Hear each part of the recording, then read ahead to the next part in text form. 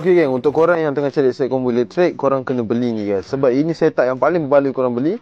Ini adalah Seabox 500JP second hand fit dengan Yamato Samurai. Sebab apa berbaloi guys? Mileage dia baru 1 km sahaja mesin ni. Tengok tu aku dah set tulis.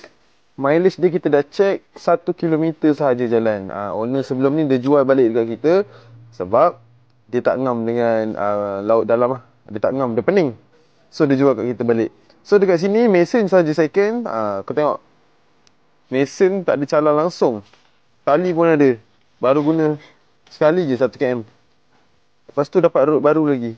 Harga one set ni 2,600.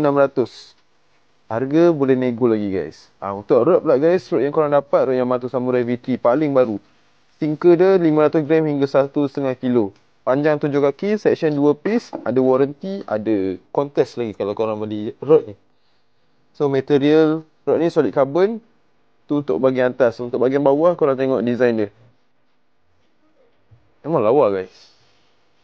Ada gimbal dan juga clip. Design anti slip. Real seat ada double lock. EVA dia pun cantik juga. Grip. Lepas tu yang aku suka dekat Yamato Samurai V3 ni, dia punya action guys. Depan dia lembut, belakang dia keras. Ni kalau korang nak tarik boron tak ada masalah, boleh je. So guys, harga dia 2,600, harga boleh nego. Kalau korang rasa berbaloi, korang boleh komen dekat bawah.